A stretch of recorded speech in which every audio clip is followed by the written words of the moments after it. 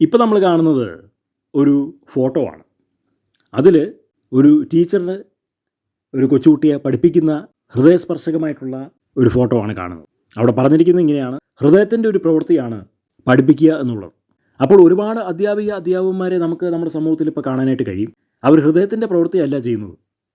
അവർ ശമ്പളം വാങ്ങാൻ വേണ്ടി മാത്രം വിദ്യാർത്ഥിനികളെ അങ്ങ് പഠിപ്പിക്കുകയാണ്. വിദ്യാർത്ഥിനികൾ പഠിച്ചോ പഠിച്ചില്ലയോ അതൊന്നും അവർക്ക് വിഷയമല്ല. അവർക്ക് അവരുടെ ശമ്പളം കിട്ടണം. കാരണം അവരെ സംബന്ധിച്ച് ജീവിതത്തിൽ ഉന്നതിയിലേക്ക് എത്താൻ വേണ്ടിയിട്ട് ഒരു ഉപാധി മാത്രമാണ് ഈ ജോലി. ആ ഒരേ ഒരു കാരണം കൊണ്ടാണ് ഒരുപാട് വിദ്യാർത്ഥിനികൾ പരീക്ഷ പാസ്സാവാതെ തെണ്ടിത്തിരിഞ്ഞ് നടക്കുന്നത്. ക്ലാസ്സിൽ വരുന്ന ഓരോ വിദ്യാർത്ഥിനികളുടെയും അക്കാഡമിക് പെർഫോമൻസ് നോക്കേണ്ട കടമ അധ്യാപകന്മാർക്ക് ഉണ്ട്, സ്കൂൾ മാനേജ്മെൻറ്റിന് ഉണ്ട്. അത് കേരളത്തിലുള്ള എല്ലാ സ്കൂളുകളും കോളേജുകളും അപ്രകാരമല്ല. അതുകൊണ്ടാണ് മണ്ടിമാരായിട്ടുള്ള ഒരുപാട് വിദ്യാർത്ഥിനികൾ സൃഷ്ടിക്കപ്പെടുന്നത്.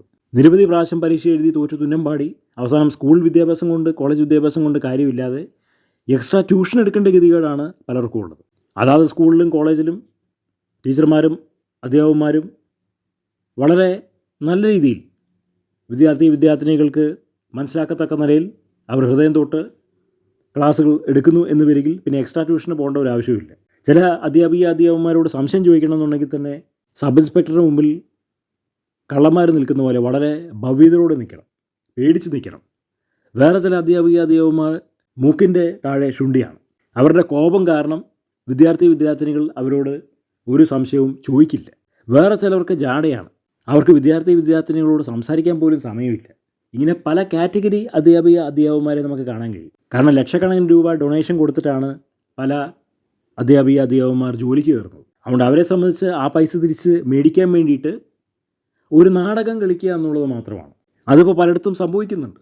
അതുകൊണ്ടാണ് ഈ മാനേജ്മെൻറ്റ് കോട്ടയിൽ പണം കൊടുത്തിട്ട് കേരളത്തിൻ്റെ വെളിയിൽ ഒരുപാട് വിദ്യാർത്ഥിനികൾക്ക് അഡ്മിഷന് പോകേണ്ട ഒരു സാഹചര്യം വരുന്നത്.